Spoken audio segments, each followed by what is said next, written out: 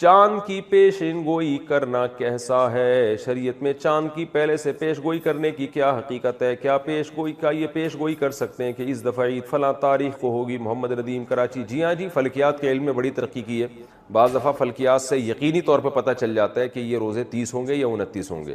تو اگر ماہر فلکیات کو 100% یقینی طور پہ کیلکولیشن سے پتہ چل گیا اور وہ بتا دیں تو کوئی حرج نہیں ہے اس میں.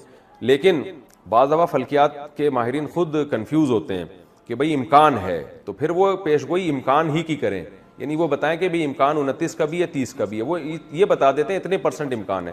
تو اس میں کوئی حرج نہیں ہے، اس سے ہلال کمیٹی کو آسانی ہوتی ہے. باقی ہلال کمیٹی نے کرنی اپنی ہوتی ہے، وہ فلکیات والوں کی پیش گوئیوں کو آج کل لفٹ نہیں کراتی ہے. رویت ہلال کمیٹی کے اعلان کے خلاف عید کرنا. رویت ہلال کمیٹی نے روزے کا اعلان نہیں کیا، مگر کسی گاؤں میں چاند دیکھا گیا تو وہ گاؤں والے روزہ رکھیں یا نہیں؟ اسد اللہ لغاری سے نہیں رکھ سکتے، کیونکہ چاند کے ہونے نہ ہونے کے فیصلہ کرنے کی اتھارٹی شریعت نے گورنمنٹ کو دی ہے.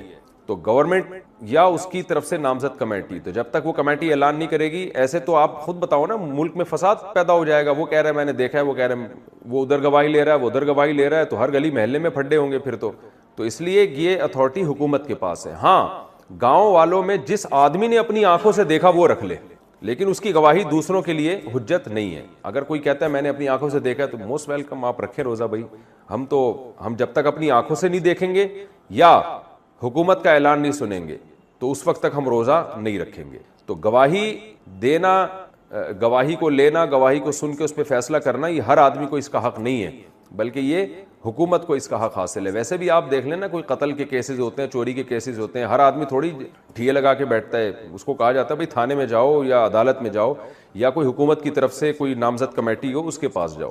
اچھا بھائی، پوری دنیا میں ایک دن رمضان اور عید ہو سکتی ہے. چاند کے اختلاف مطالعے کا کہاں تک اعتبار ہے؟ ایک دوست سے یہ اعتراض کرتے ہیں کہ پوری دنیا میں کہیں بھی چاند نظر آ جائے تو سب ممالک کے مسلمانوں کو روزہ وغیرہ رکھنا چاہیے وغیرہ وغیرہ.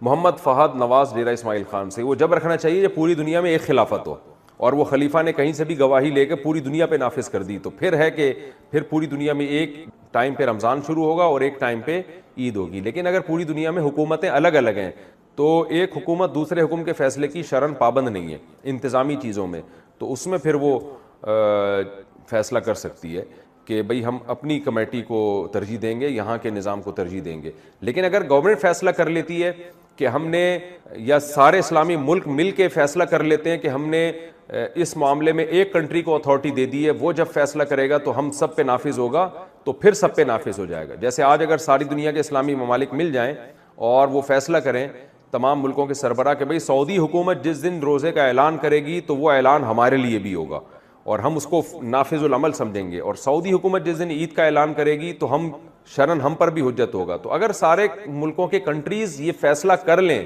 تو پھر پوری دنیا میں ایک عید ہو جائے گی اور ایک رمضان ہو جائے گا اور بہت اچھا ہو جائے گا. لیکن جب تک گورنمنٹ یہ فیصلہ نہیں کرتی تو اپنے طور پر کسی کے لیے یہ شرعاً جائز نہیں ہے کہ وہ اپنے کنٹری میں 1.5 اینٹ کی الگ مسجد بنائے اور وہ کہے کہ نہیں جی میں کسی اور کنٹری کے حساب سے چلوں گا یا کسی اور ملک کی گواہی کے حساب سے چلوں گا. یہ شرعاً جائز نہیں ہے. اچھا بھائی، چاند رات میں کیا عبادت کی فضیلت ہے؟ لیلۃ الجائزہ یعنی چاند رات کی شریعت میں کیا فضیلت ہے؟ اسامہ صاحب کراچی سے. اس پر میں مستقل بیان کر چکا ہوں. دیکھیں، عید کی رات، بقرعید اور عید الفطر کی رات کے بارے میں کچھ احادیث ہیں جن میں آتا ہے اس کی رات میں بہت عبادت کی فضیلت ہے، لیکن ان میں سے کوئی بھی حدیث صحیح نہیں ہے، بلکہ انتہا درجے کی ضعیف حدیثیں ہیں. لیکن اب چونکہ کثرت سے ہیں تو بعض علماء اس طرف گئے ہیں کہ اتنی ساری حدیثیں درجہ حسن تک پہنچ جاتی ہیں، اور دوسری بات یہ کہ فضائل میں ضعیف حدیثیں بھی چلتی ہیں، تو اس لیے بہت سے علماء اس طرف گئے ہیں کہ بھئی اس رات میں عبادت کرنی چاہیے، عید کی رات اور بقرعید کی رات میں یہ فضیلت کی رات ہے. لیکن بعض محققین اس طرف گئے ہیں کہ ایک تو روایتوں میں ذوف بہت زیادہ ہے، دوسرا وہ قیاس کے بھی خلاف ہے. قیاس کے خلاف اس لیے ہیں کہ دیکھیں شریعت کا ایک حکم، شریعت کا ایک مزاج یہ ہے کہ جیسے ہی سورج غروب ہوتا ہے اسلام کہتا ہے افطار میں جلدی کرو. کیوں؟ کہ اب روزے کا ٹائم ختم ہو گیا. اسی طرح جیسے ہی چاند نظر آیا تراویح ختم، کیونکہ رمضان کے حکام جو تھے وہ ختم. اسی طرح نبی صلی اللہ علیہ وسلم عید الفطر کے دن نماز سے پہلے کچھ میٹھا کھایا کرتے تھے. اس میں یہی حکمت تھی، یہ بتانے کے لیے کہ آج ہمارا روزہ نہیں ہے. تو اس سے پتہ چلتا ہے جب رمضان جاتا ہے تو اپنے تمام لوازمات کے ساتھ جاتا ہے. تو راتوں کی عبادت کی جو فضیلت تھی رمضان کی، رمضان جاتے ہی وہ فضیلت بھی ختم ہو گئی اور دن میں روزے کی جو فضیلت تھی رمضان جاتے ہی وہ روزے کی فضیلت بھی ختم. یہی وجہ ہے کہ نبی صلی اللہ علیہ وسلم پہل کر رہے ہیں. حالانکہ بقرعید میں آپ جلدی نہیں کھاتے تھے, لیکن عید الفطر میں آپ عید سے پہلے کچھ کھاتے تھے. اس میں بڑی حکمت یہی ہے کہ بھائی اب روزہ ختم ہو چکا ہے, اب تو کھانے میں جلدی کرنی ہے. تو اس کا تقاضا یہ ہے کہ عید کی جو رات ہے وہ آرام کی رات ہو, اور وہ جو رمضان میں ایک پورا اللہ نے ہم سے عبادت کروائی اور اس کی راتوں کو لوگ لیلۃ القدر میں جاگے اور رمضان کی راتوں کو عبادت کیا, تو وہ عبادت کا ٹائم اب ختم ہو چکا ہے. اب یہ رات ایک نارمل رات کی طرح ہے. تو لہذا اس میں کوئی عبادت کر لے تو ٹھیک ہے, اچھی بات ہے. اگر کوئی اس نیت سے عبادت کرتا ہے کہ رمضان میں عبادت کا جو میں نے اپنے آپ کو عادی بنایا ہے وہ میں کنٹینیو کروں تاکہ میری عادت نہ چھوٹے, تو اس نیت سے اگر کوئی عبادت کرتا ہے تو ٹھیک ہے. لیکن ہماری رائے یہی ہے کہ اس میں اگر الگ سے عبادت کی کوئی خاص فضیلت وارد جو ہوئی ہے وہ ضعیف ہے اور قیاس کے بھی خلاف ہے. تو اور ویسے بھی آپ خود سوچیں نا کہ اگر رمضان عید کی راتوں کو عبادت کریں گے لوگ, اتنی فضیلت کی رات ہے تو ظاہر ہے زیادہ جاگیں گے پھر اس میں, تو پھر عید کا دن کیسے منائیں گے؟ یعنی عید تو اسلام میں صبح شروع ہوتی ہے نا, صبح اگر آپ تھکے ہوں گے تو وہ عید کا دن تو آپ کا وہ تھکاوٹ میں گزرے گا پھر. تو یہ سب چیزیں کہ یعنی ایک اشکالات ہوتے ہیں اس قول پر جو کہتے ہیں کہ عیدین کی راتوں میں عبادت کرنی چاہیے. تو اسلام میں دن جو ہے, رات جو ہے وہ دن کے تابع ہوتی ہے. تو روزے کے دن میں, رمضان میں دن میں روزہ, رات اس کے تابع ہے تو رات میں عبادت. اب عید کا دن جب کھانے پینے کا دن ہے, خوشی کا دن ہے, تو اس کی رات بھی عید کے دن کے تابع ہوگی, تو وہ عبادت کی رات ہوگی نہیں. لیکن اس نیت سے عبادت کوئی کر لے کہ میں نے رمضان میں جو تہجد کی عادت ڈالی ہے وہ عادت مجھ سے چھوٹے نہیں, تو اس نیت سے اگر کوئی رات کو عبادت کرتا ہے تو نہ صرف جائز بلکہ ثواب ہے. تو پھر اس میں عید کی رات نہیں, پھر اگلے دن بھی کرے, اگلے دن بھی کرے, تاکہ یہ عادت جو اس کو عبادت کی پڑی ہے کنٹینیو رہے. تو کنٹینیو رکھنے کے لیے اگر کوئی عبادت کرتا ہے تو بہت اچھی بات ہے. لیکن ہماری رائے یہی ہے کہ عیدین کی رات میں الگ سے کوئی فضیلت ثابت نہیں ہے. بہرحال دوسری طرف بھی علماء ہیں, تو جب علماء میں اختلاف ہوتا ہے کسی مسئلے میں تو جس عالم کی بات, جس پہ زیادہ اعتماد ہو اس کی بات کو لے لینا چاہیے, دوسرے پہ رد نہیں کرنا چاہیے. کیا چاند رات میں دعائیں قبول ہوتی ہیں؟ کیا چاند رات میں دعائیں قبول ہوتی ہیں؟ شمس الحق راول پنڈی سے. میرے علم میں نہیں ہے کہ الگ سے کوئی فضیلت ہو چاند رات میں دعاؤں کی قبولیت کی. باقی اللہ نے دعا قبول کرنے پر کوئی ٹائم نہیں متعین کیا, جب چاہیں دعا کریں, لیکن اس کی الگ سے کوئی فضیلت نہیں ہے میرے علم میں. اگر کسی کے پاس کوئی حدیث ہو, ظاہر ہے ہم ایسا علم کا دعویٰ تو نہیں کرتے کہ ہر کچھ ہم نے پڑھ لیا ہے سب کچھ. بعض دفعہ یہ ہوتا ہے میں کوئی بات کہتا ہوں تو لوگ حوالہ بھیج دیتے ہیں, تو میں رجوع کر لیتا ہوں. تو میرے علم میں اب تک ٹوٹی پھوٹی ہم نے تحقیق کی ہے, کوئی ایسی روایت مجھے ملی نہیں ہے جس میں یہ آتا ہو کہ چاند رات میں دعائیں قبول ہوتی ہیں. اگر کسی کے علم میں ہو تو کائنڈلی وہ حدیث کا ریفرنس بھیج دیجیے گا. فوتگی والے گھر میں پہلی عید کیسے منائیں؟ جس کے گھر میت ہو اور پہلی عید آ جائے تو کیا حکم ہے؟ یعنی کیا رشتہ داروں کا عید میں تعزیت کے لیے آنا, رونا دھونا, اور اس طرح فیملی والوں کا نئے کپڑے نہ بنانا, یہ کیا حکم ہے؟ نہیں, یہ جائز نہیں ہے. ان کے لیے بھی عید ایسے ہی ہے جیسے دوسروں کے لیے. ہاں یہ ایک الگ بات ہے کہ ان کو غم ہوتا ہے, اور عید کے دن اگر ان کے آنسو نکل جائیں اپنے پیاروں کو یاد کر کے, اپنے مرحومین کو یاد کر کے, تو اس میں کوئی گناہ نہیں ہے کیونکہ یہ غیر اختیاری چیز ہے. لیکن عید والے دن باقاعدہ غم منانا اور یہ کہنا کہ یہ نئے کپڑے نہیں سلوائیں گے اور سب رونے دھونے کی نیت سے ان کے گھر جمع ہو جائیں گے, یہ ٹھیک نہیں ہے. ویسے جمع ہو جائیں کہ ان بیچاروں کو غم پہنچا تھا تو آج ہم ان کی عید کی خوشیوں میں شریک ہو گئے, تھوڑا غم ہلکا کر دیں, اس میں کوئی حرج نہیں ہے. غم منانے کے لیے جانا جائز نہیں ہے, غم ہلکا کرنے کے لیے جانا ان کے گھر میں جائز ہے. عیدی دینے کی شرعی حیثیت, عید کے دن بچوں کو جو پیسے دیتے ہیں اس عیدی کے نام پہ, اس کی کیا شرعی حیثیت ہے؟ صدام حسین کشمیر سے. بھائی بچوں کو اگر عیدی نہیں دیں گے تو بچوں کی عید کہاں سے ہوگی؟ تھوڑا بہت تو اتنا بھی آپ مشکل نہ بنائیں میرے بھائی دین کو. تو بچوں کو تو خوشی ہی عید میں اسی کی ہوتی ہے. ہاں اس کو بہت زیادہ اتنی بھاری بھاری رقمیں اب لوگوں نے باندھ لی ہیں جس پہ بندے کو ٹینشن شروع ہو جاتی ہے کہ یار میرے پاس اتنے پیسے ہیں نہیں اور بچے سارا میری جائیدادیں پی جائیں گے عیدی میں. تو ہلکا رکھنا چاہیے. تو اپنے بچوں کو یا اپنے قریبی رشتہ داروں کو تھوڑے بہت پیسے دے دیں تو کوئی حرج نہیں ہے اس میں. لیکن وہی بات ہے کہ انسان پہ اس کی طاقت سے زیادہ گنجائش سے زیادہ بوجھ ڈالنا یہ بہرحال حرام ہے. اگر کہیں اتنا زیادہ یہ رسم جڑ پکڑ گئی ہے کہ آپ کی بوجھ بننے لگی ہے تو پھر اس کو ختم کر دینا چاہیے. عید میں گلے ملنا کیسا؟ عید کی نماز کے بعد گلے ملنے کا سنت طریقہ کیا ہے؟ کیا ایک بار ملنا ہے یا 3 بار؟ افضل راجہ, عید کے دن گلے ملنا سنت سے ثابت نہیں ہے, اس رسم کو ترک کر دینا چاہیے. اس کی وجہ سے بہت ٹینشن ہونے لگی ہے, عید منانا مشکل ہو جاتا ہے. بندہ نکلا اور ہزاروں کا مجمع آگے کھڑا ہوا ہے, امام صاحب سے عید ملیں گے, تو امام صاحب دنیا میں کسی سے ملنے کے لائق نہیں رہتے. تو اس لیے جو چیز شریعت میں نہیں ہے اس کا اضافہ نہیں کرنا چاہیے. بس مصافہ کر لیں, عید مبارک کہہ دیں, دعائیں دے دیں اور پتلی گلی سے نکل لیں. میں نے تو دیکھا ہے لوگ راستے بدل رہے ہوتے ہیں اور بعض لوگ تو 3 دفعہ گلے مل رہے ہوتے ہیں, وہ تو بہت ہی ٹینشن میں ہوتے ہیں. اب آپ گلی میں جا رہے ہو, آگے سے 10 آدمی آ رہے ہیں, او بھائی آدمی کہتے ہیں اب ہر ایک سے 3 دفعہ ملو, تو 10 کو 3 سے ضرب دیں 30 دفعہ, تو 30 دفعہ جب آپ اس سے گلے ملے, پھر آگے 5 آدمی آ رہے ہیں تو 5 یا 15 وہ ہو گئے, پھر تو تھوڑے یعنی ایک اتنی ٹینشن ہوتی ہے. آدمی کہتا ہے یار میں اگر گلا گھر میں رکھ کے آتا یا اس کی عید ملنے کے لیے کوئی الگ سے گلا بنوا لیتا تو زیادہ اچھا ہوتا. تو جو شریعت میں نہیں ہے وہ نہ کریں, اپنے اوپر خام خواہ کی پابندیاں نہ لگوائیں. تو اس لیے لوگ راستہ بدل دیتے ہیں. میں نے دیکھا بھائی وہاں سے پورا جتھا آ رہا ہے دوستوں کا, بھائی ادھر سے ٹن مار, بھائی یہاں سے نکل, تو اتنی ٹینشن. تو اس لیے جو ہلکا شریعت نے جس کام کو ہلکا رکھا ہے اس کو ہلکا ہی رہنے دے. تو مصافہ کر لیں, عید مبارک کہہ دیں. وہ بھی مصافہ بھی جب کریں جب آمنا سامنا ہو جائے. نہیں ہوتا تو اسپیشل وہ عید کے لیے مصافہ کرنے بندے کے پاس جا رہے, یہ بھی ٹھیک نہیں. بس اپنے قریبی رشتہ داروں سے مل لیا کریں. اچھا بھائی, عورت گھر پر عید کی نماز کیا پڑھ سکتی ہے؟ کیا عورت گھر پر عید کی نماز پڑھنی چاہیے؟ اگر ہاں تو اس کا کیا طریقہ ہے؟ تہذیب انور اتر پردیش. نہیں جی, عورت عید کی نماز گھر پہ نہیں پڑھ سکتی. عید کی نماز اگر پڑھنی ہو تو عیدگاہ میں جہاں بھی جماعت ہو رہی ہے وہاں شرکت کرنا ضروری ہے. عید کی مبارکباد دینا کیسے؟ عید کی مبارکباد دینا کیسے؟ وسیم احمد, اچھی بات ہے, دعا ہے مبارکباد. مبارک کا مطلب اللہ اس دن کو آپ کے لیے برکت والا کرے, تو یہ ٹھیک ہے, کوئی حرج نہیں ہے اس میں. جمعۃ الوداع اور عید میں نیا لباس پہننا رمضان المبارک میں. جمعۃ الوداع اور عیدین میں نیا لباس پہننے کی کیا شرعی حیثیت ہے؟ مرد اور عورت دونوں کے بارے میں حکم بتا دیں. حفصہ نور. دیکھیں الگ سے حدیث میں یہ تو نہیں ہے کہ نیا لباس پہنو, لیکن یہ حدیث میں آتا ہے جمعے کے دن بھی اور عید کے دن بھی آپ صلی اللہ علیہ وسلم سب سے بہترین لباس پہنتے تھے. تو اگر کوئی بہترین لباس کے لیے نیا لباس سلوا لیتے ہیں تو اس میں بھی کوئی حرج نہیں ہے, بلکہ اس زمانے میں عید کی بات کر رہا ہوں, جمعۃ الوداع کی نہیں. تو عید کے دن نیا لباس سلوا لینا چاہیے, کیونکہ شاعر اسلام میں سے ہم ذرا ذرا سی باتوں پہ نئے نئے کپڑے سلوا رہے ہوتے ہیں. کسی کی شادی میں جانا ہے, ختنے تک میں جانے کے لیے کپڑے سلوا رہے ہیں آج کل لوگ. تو عید تو شاعر اسلام میں سے اللہ نے ہمیں یہ دن دیا ہے خوشی منانے کے لیے. تو اس میں اگر کسی کو اللہ نے وسعت دی ہے تو افضل اور بہتر یہی ہے کہ وہ پراپر نئے کپڑے سلوائے اور اچھی کوالٹی کے کپڑے سلوائے. اور اس میں مرد اور عورتیں برابر ہیں, خواتین کو بھی چاہیے مردوں کو بھی چاہیے. باقی جمعۃ الوداع کے دن اچھے کپڑے پہننا جمعہ ہونے کی وجہ سے تو ٹھیک ہے, لیکن جمعۃ الوداع کی الگ سی کوئی فضیلت نہیں ہے. تو اس لیے اس دن آپ جیسے جمعے کو کپڑے پہنتے ہیں, چاہے نئے پہنتے ہیں یا پرانے استری کر کے دھو دھا کے نیا بنا لیتے ہیں, تو عام جمعوں کا جو حکم ہے جمعۃ الوداع کا بھی وہی حکم ہے. اس میں الگ سے نئے کپڑے پہننے کی کوئی فضیلت نہیں ہے. ختم تراویح پر مٹھائی بانٹنا, کھانا کھلانا. مساجد میں ختم تراویح کے نام پر بریانی یا شیرینی بانٹنا کیسا ہے؟ عابد محمود, بہت بری اور ناپسندیدہ رسم ہے, بچکانہ رسم ہے ایک قسم کی. خاص طور پر مٹھائی اور لڈو بانٹنا تو بہت ہی بچکانہ, جیسے بالوشاہی بٹ رہی ہے, جیسے پتہ نہیں کیا کیا تم نے. بچکانہ حرکت ہے, قبیح رسم ہے, اس کو چھوڑ دینا چاہیے, اس کی حوصلہ افزائی نہیں کرنی چاہیے.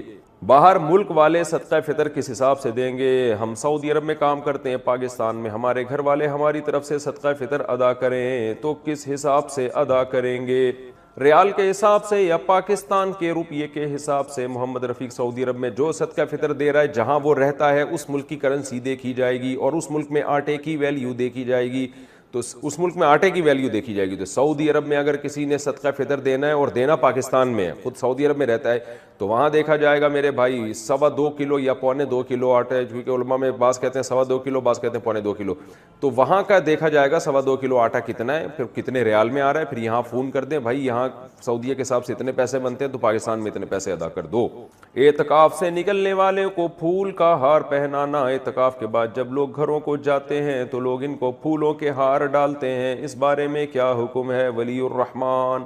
یہ بھی عجیب سی حرکت ہے, کوئی حلال حرام کا مسئلہ نہیں ہے, بس تھوڑی نامناسب سی بچکانہ سی حرکت لگتی ہے. اعتکاف کر کے آ رہا ہے اس کو بس سلام کریں, مبارکباد بھی دے سکتے ہیں بھائی, اللہ آپ کو اللہ نے قبول کیا, اب تشریف رکھیں, بس اپنی نارمل روٹین شروع کریں اور گناہوں سے پاک زندگی گزاریں, اتنا کافی ہے. پھولوں کا ہار پہنانا یہ ناپسندیدہ اور قبیح رسم ہے. میں حرام کی بات نہیں کر رہا, ناپسندیدہ ہے. بہرحال عید سے پہلے نوافل پڑھنا, عید کے دن فجر کی نماز کے بعد عید کی نماز تک نفل پڑھنا کیسا ہے؟ نبیل اعوان, مکروہ ناپسندیدہ عمل ہے. فجر پڑھ کے گھر جائیں اور عید کی تیاری کرنا شروع کر دیں. عیدگاہ میں آ کے نوافل پڑھنا صحیح عمل نہیں ہے, جائز عمل نہیں ہے.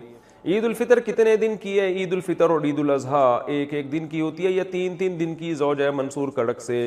عید الفطر 1 دن کی ہوتی ہے. عید الاضحیٰ میں قربانی کے ایام 3 ہیں, 3 دن ہیں, اور چوتھا دن اس میں روزہ رکھنا حرام ہے.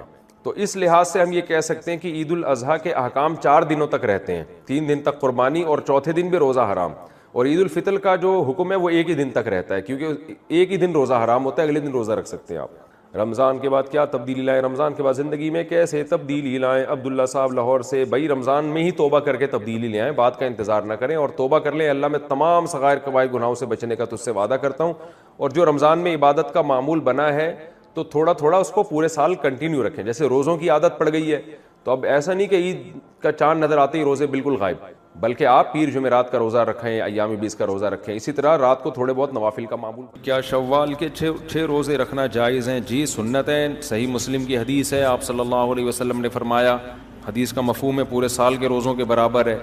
رمضان کے بعد جو 6 روزے رکھتے ہیں شوال کے، یہ پورے مہینے میں کسی بھی وقت رکھ سکتے ہیں آپ، لگاتار رکھنا ضروری نہیں ہے، پورے مہینے میں 6 کمپلیٹ کر لیں۔ اچھا، اس میں یہ ضرور ہے کہ 6 روزوں میں قضا کے رمضان کی نیت نہیں ہو سکتی۔ بعض خواتین کے روزے رہ جاتے ہیں نا ایام کی وجہ سے، تو کہتے ہیں ان 6 روزے ہم قضا شوال میں رکھ لیں گے تو نفل بھی ہو جائیں گے، ایسا نہیں ہوتا، یا تو قضا ہوں گے یا نفل ہوگا۔ تو جو روزے جن کا کوئی سبب ہوتا ہے ان میں 2 نیتیں ٹھیک نہیں ہوتی، البتہ سبب اگر متحد ہے تو پھر 2 نیتیں بھی ٹھیک ہو جائیں گی۔ کیا مطلب؟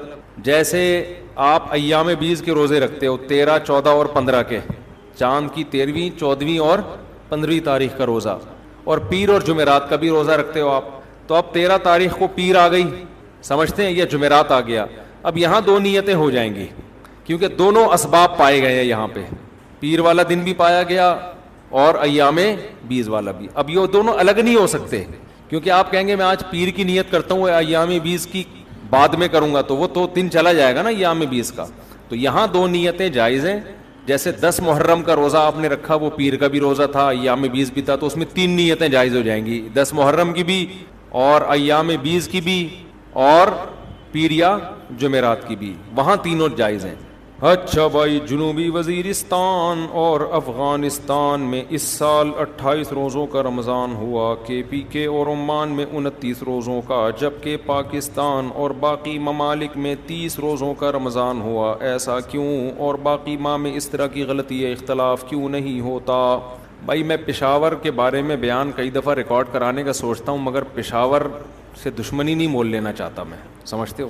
پشاور ہمارا آنا جانا ہوتا بھی ہے، ہمارے ایک سسرال بھی پٹھان ہے، تو ایسی بات کرو ہی نہیں جو بعد میں افورڈ نہ کر سکو، تو ورنہ وہ طریقہ بالکل بھی ٹھیک اب کر دیے بات۔ تو حقیقت یہی ہے کہ 1954 میں حضرت مفتی رشید احمد صاحب رحمہ اللہ، حضرت مفتی محمد شفیع صاحب اور ملک کے بڑے بڑے علماء جمع ہوئے تھے، اور یہ تحریر آج بھی موجود ہے کہ یہ جو پشاور یا ان علاقوں میں چاند کا اعلان کیا جاتا ہے یہ غلط ہے۔ دیکھیں کچھ چیزیں بدیہی ہوتی ہیں، میں اپنے پشاور والے بھائیوں سے ریکویسٹ کے طور پہ کہوں گا، اگر میں غلط ہوں تو آپ کہہ دیں بھائی مفتی صاحب غلط کہہ رہے ہیں، بس اس سے زیادہ مخالفت نہ کریں، صحیح ہے نا؟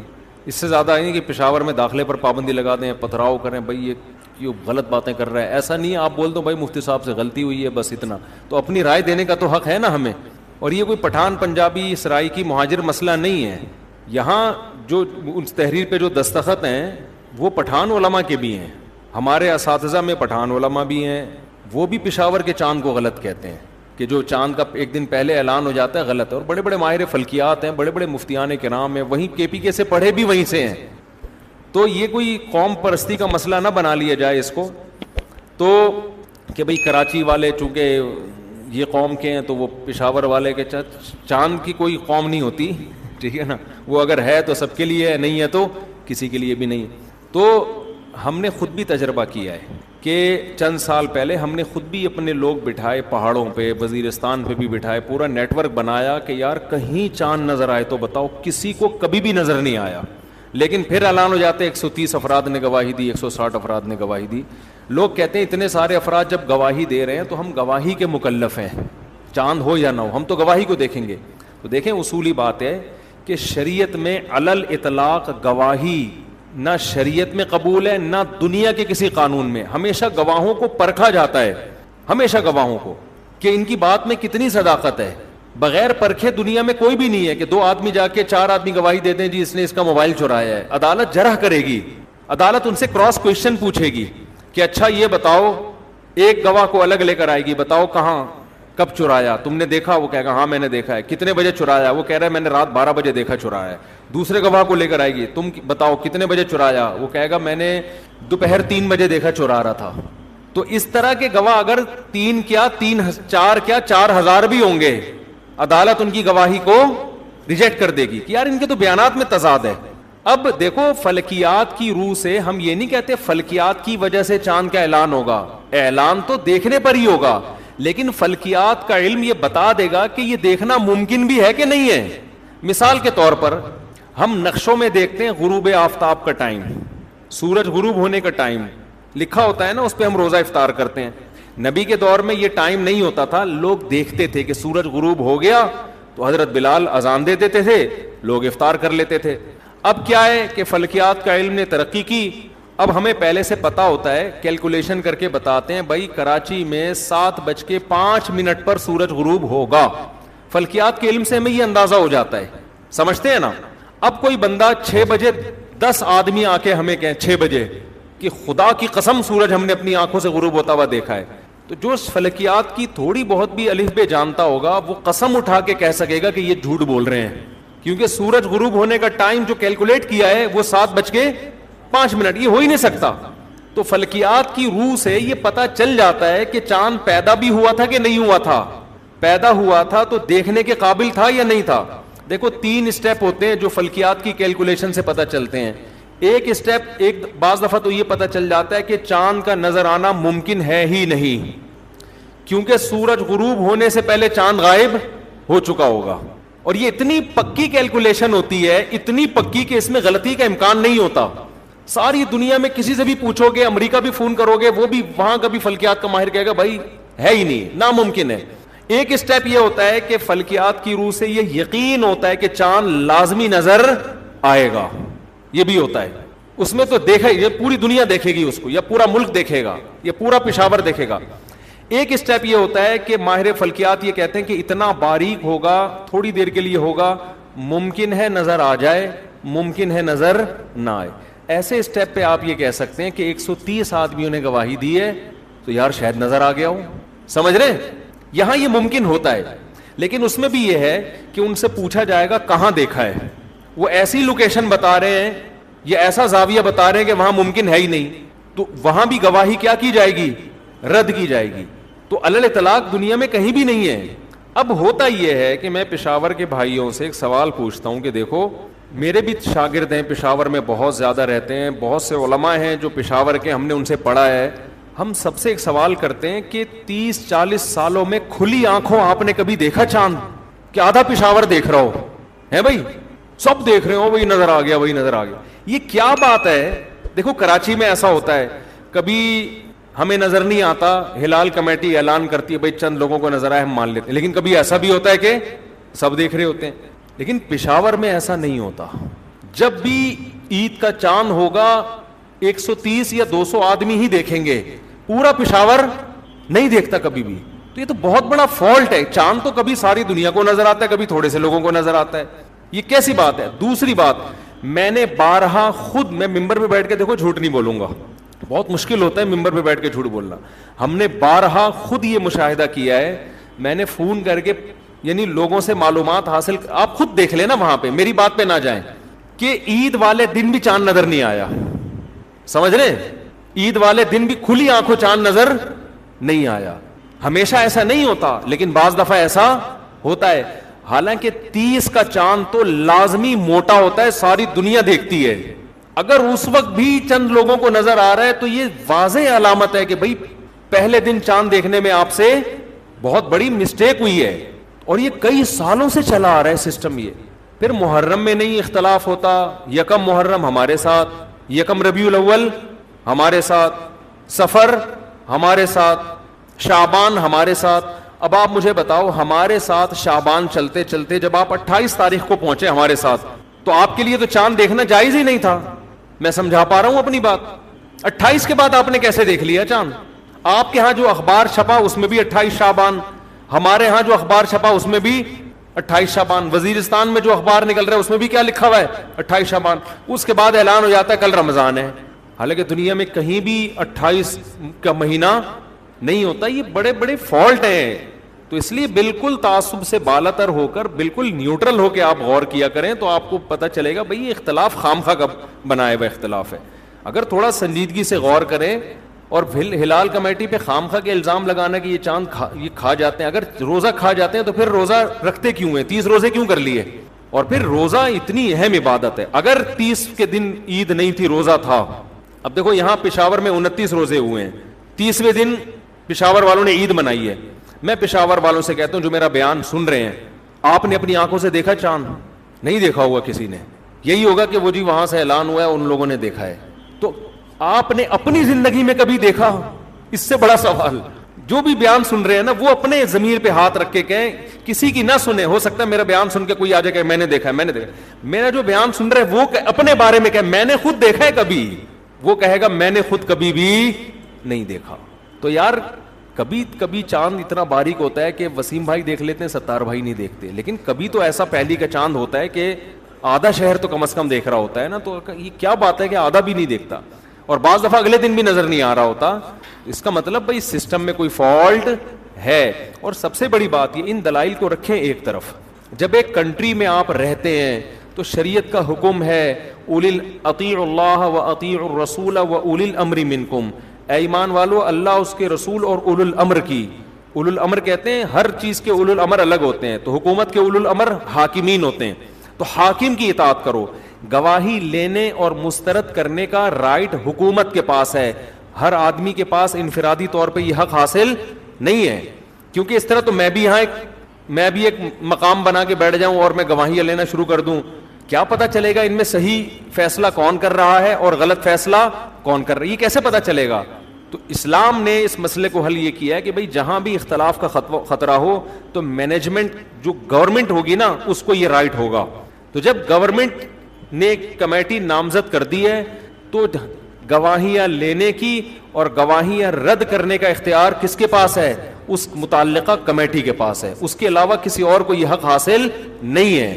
کوئی کرے گا تو شرم کا لدم ہے. ہاں جو خود اپنی آنکھوں سے چاند دیکھ لے, خود اپنی آنکھوں سے, تو اس کا چاند صرف اس کے حق میں حجت ہوگا, دوسرے کے حق میں حجت نہیں ہوگا. دوسرے کے حق میں حکومت کا فیصلہ حجت ہوگا. یہ 2 اور 2 4 کی طرح بات ہے. ورنہ بھائی پھر کوئٹہ میں الگ بناؤ, کوئٹہ کا چاند تو ہمارے ساتھ ہوتا ہے نا, ورنہ کوئٹہ میں الگ کمیٹی بناؤ, باجوڑ میں الگ کمیٹی بناؤ, سوات میں الگ کمیٹی بناؤ, کراچی میں الگ کمیٹی بناؤ. مجھے یہاں 130 گواہیاں, وہاں 200, وہاں 300, وہاں گواہی بالکل نہیں. یہ تو ایک چوچو کا مربع بن جائے گا. تو اگر عوام کو یہ حق حاصل ہے یا کسی عالم کو یہ حق حاصل ہے تو پھر ہر عالم کو حق حاصل ہے, اور اگر عالم کو یہ حق حاصل نہیں ہے تو پھر کسی بھی عالم کو یہ حق حاصل نہیں ہے, پھر صرف حکومت کو یہ حق حاصل ہے. تو بہرحال وہ رکھ رہے ہیں, اللہ ان کے روزے کو قبول کرے, کسی پہ ہم طنز نہیں کر رہے, اعتراض نہیں کر رہے, لیکن یہ میری رائے نہیں, یہ بڑے بڑے علماء کی رائے ہے جن میں پشتو بولنے والے علماء بھی ہیں. وہ بھی یہی کہتے ہیں کہ یہ نظام صحیح نہیں ہے, عوام پابند ہے حکومتی فیصلے کی. تو اس لیے پشاور میں جن لوگوں نے 30 تاریخ کو عید بنائی ہے تو احتیاط اسی میں ہے کہ ایک روزہ وہ لوگ قضا کر لیں. ہاں KPK کی گورنمنٹ نے اگر اس کو اناؤنس کر دیا ہو, KPK کی گورنمنٹ نے, اور اس گورنمنٹ کو وفاقی حکومت نے اجازت دی ہو اناؤنس کرنے کی, وفاقی حکومت کی طرف سے پرمیشن نہیں ہے پھر نہیں, وفاقی حکومت نے اجازت دی ہو کہ بھئی KPK کی گورنمنٹ اپنے طور پہ اعلان کر سکتی ہے, اگر گورنمنٹ لیول پر اعلان ہوا تو پھر ٹھیک ہے. اگر یہ اعلان KPK کی گورنمنٹ لیول پر نہیں ہوا ہے, کسی نجی کمیٹی نے اعلان کیا تھا عید کا, تو ٹھیک ہے آپ نے عید منا لی, اب جو ہو گیا وہ ہو گیا, لیکن احتیاط اسی میں ہے کہ آپ ایک روزہ قضا کر لیں, کیونکہ رمضان کا روزہ ہے, اس کی بہت ویلیو ہے, اس کو ضائع نہ کریں. مفتی صاحب میرا رشتہ طے ہو گیا ہے لیکن لڑکی والے 1 سال کا ٹائم لے رہے ہیں, مجھے زنا کا خطرہ ہے, کیا میں رشتہ توڑ سکتا ہوں؟ بالکل توڑ سکتے ہیں آپ, ان کو بولے شادی کرنی ہے ابھی کرو, نہیں تو میں نہیں کر رہا, جاؤ. پھر جو نیا رشتہ آئے گا وہ 4 سال کا ٹائم لیں گے, یہ بھی ذہن میں رکھنا. مفتی صاحب میں آپ کے 5 سال سے بیانات سن رہا ہوں, آپ کے بیانات نے میری زندگی بدل دی ہے, میں آپ کا تہہ دل سے شکریہ ادا کرتا ہوں, آپ ہی کی وجہ سے آج میں توحید پرست ہوں, میں آپ کا وغیرہ وغیرہ, جزاک اللہ جی. مفتی صاحب میرے بھائیوں کے عقیدے صحیح نہیں ہیں, وہ بات میں یا علی مدد کہتے ہیں, میں توحید پر ہوں, وہ اللہ سے مدد مانگنے میں شرک کرتے ہیں, میں ان کے ساتھ تعلق رکھنا کیسا ہے؟ ان کو محبت سے سمجھائیں, باقی نہیں مانتے تو چھوڑ دیں اپنے حال پہ. مزاج ہوتا ہے بعض لوگوں کا, بعض لوگ مزاج کے بدعتی ہوتے ہیں, بعض لوگ مزاج کے مشرک ہوتے ہیں, ان کو بدعتیں پسند ہوتی ہیں کہ یار یہ بھی کچھ چیز, یہ بھی چیز, یہ بھی چیز, کھینچا تانی کر کے نا نکالتے رہتے, ان کو مزہ آتا ہے اس چیز میں. اور بعض مزاج کے شرکیہ مشرک ہوتے ہیں, اور بعض مزاج کے توحیدی ہوتے ہیں, ان کو توحید سننے میں مزہ آتا ہے. تو یہ بھی اخپل اخپل مزاج ہے. تو دعا کرنا چاہیے اللہ توحید والا مزاج بنائے. مفتی صاحب میں نے قبرستانوں میں کئی بار دیکھا ہے کہ لوگ قبروں پر تلاوت کرتے ہیں بلند آواز میں اور پھول پانی میں ڈالتے ہیں, جائز ہے؟ نہیں, جائز نہیں ہے. یہ تلاوت تو کہیں سے بھی کی جا سکتی ہے. پبلک لمیٹڈ ادارے کمپنی پر حکومت کی طرف سے لازم ہوتا ہے کہ وہ اپنے مالی سال کے منافع میں سے 5% اپنے ملازم کو ادا کرے. حکومت کی طرف سے لازم ہے کہ یہ رقم سال کے اختتام ہونے کے بعد اور آڈٹ مکمل ہونے کے بعد فوراً ادا کی جائے گی. رقم ادا کرنے میں تاخیر پر حکومت اس رقم پر مخصوص جرمانہ لگاتی ہے. یاد رہے یہ جرمانہ پہلے سے طے شدہ یہ جرمانہ یہ جرمانہ کمپاؤنڈ انٹرسٹ کی شکل میں لگتا ہے عام طور پر. کہ بھائی پورے اتنے لمبے خطوط نہ لکھا کرو, یہ تو تھوڑا سا ٹائم ہوتا ہے, پورا صفحہ باقی ہے. مختصر سوال پوچھو نا. یہ تو پھر ایسے لمبے سوال کے لیے پورا دارالفتاء ہے, یہاں میں نے نمبر دیا ہوا ہے, ان سے رابطہ کر کے جمع کرا دیں, ریٹن میں جواب مل جائے گا. کیا سید سے شادی کر سکتے ہیں؟ کیوں نہیں؟ اگر سیدوں سے شادی نہ ہوئی تو سید آج زندہ ہوتے, موجود ہوتے. سیدوں سے شادیاں ہوئی ہیں تو مزید سید پیدا ہوئے ہیں, بالکل کر سکتے ہیں. ان کا مقصد یہ ہوتا ہے کہ سید لڑکی غیر سید سے کر سکتی ہے تو باپ کی اجازت سے کر سکتی ہے, اور اگر سید اس کے جوڑ کا نہیں ہے, بالفرض بے دین ہے, تو پھر غیر سید جو دیندار ہے وہ اس سید سے بہتر ہے. سوال, کیا زکوٰۃ کی رقم سگے بھائی کو دی جا سکتی ہے؟ کیوں نہیں بھائی, ڈبل ثواب ہے زکوٰۃ کی رقم سگے بھائی کو دینا. سوتیلے تو آج کل ہوتے نہیں ہیں مارکیٹ میں, تو سگے لگانے کی ضرورت کیا ہے؟ ایسے کہہ رہے ہیں جیسے ابا نے 4 شادیاں کی ہیں, کچھ سگے ہیں کچھ سوتیلے ہیں. تو سوتیلے آج کل مارکیٹ میں ہوتے نہیں ہیں, یہ ونس اپون اے ٹائم. کیا زکوٰۃ کی رقم کسی رشتہ دار کو بیٹی کی شادی پر دی جا سکتی ہے؟ نہیں, مالک بنانا ضروری ہے, چاہے وہ اب شادی پہ خرچ کرے. آپ اس کو دے دیں رقم کہ بھئی یہ اپنی شادی پہ خرچ کر لو, یہ بچی کی شادی پہ خرچ کر لو, دے اس کو دیں, مالک بنائیں, یا سامان وغیرہ خرید کے دے دیں اس کو. مفتی صاحب سپلائی کرتا تھا ہر سال, پارٹی کی رضامندی سے زکوٰۃ میں نہیں مندی سکتے. بہت سے دکاندار مال فروخت کر کے رقم کھا جاتے ہیں, اور کافی اس میں دیکھو جو رقم آپ نے لوگوں کو دی ہے اور ملنے کی اب امید نہیں ہے تو اس رقم پہ زکوٰۃ لازم نہیں ہے. سمجھتے ہو, امید نہیں ہے ملنے کی لیکن بعد میں مل گئی, تو 2 قول ہیں اس میں. بعض فقہا کہتے ہیں کہ اب جب مل جائے گی تو زکوٰۃ دینی پڑے گی, اور بعض کہتے ہیں نہیں, جب ایک دفعہ ساقط ہو گئی تو بس ہو گئی وہ. تو دونوں قول ہیں, ایک میں گنجائش ہے اور ایک میں احتیاط ہے. اور کوئی سوال آپ میں سے کسی نے پوچھنا ہو تو پوچھ لیں. کیا نماز؟ ہاں تو صحیح ہے, مقابلہ اچھا ہے. ہم تو بچپن میں مقابلے کرتے تھے راتوں کو عبادت کے, تو نے کتنی رکعتیں پڑھی, وہ کہہ رہا تھا 40, ہم کہتے تھے 50 پڑھ کے آ رہا ہوں میں. بچوں کو تو اسی طرح شوق پیدا ہوتا ہے. نہیں, تراویح کی نماز 8 رکعت نہیں ہے, بس دبئی والے تو پڑھنے لگے 8, اب ان کو کیا, کون وہ پڑھ رہے ہیں, اس پہ شکر ادا کریں اللہ کا. دونوں طرف, ہاں بس تو 20 والی میں پڑھ لیں.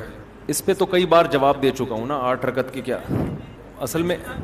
جی اچھا, انہوں نے کہا پاکستان کے علماء ایسے ہی ہیں. یہ بہت اچھا سوال ہے, یہ اس سوال کا میں جواب دیتا ہوں.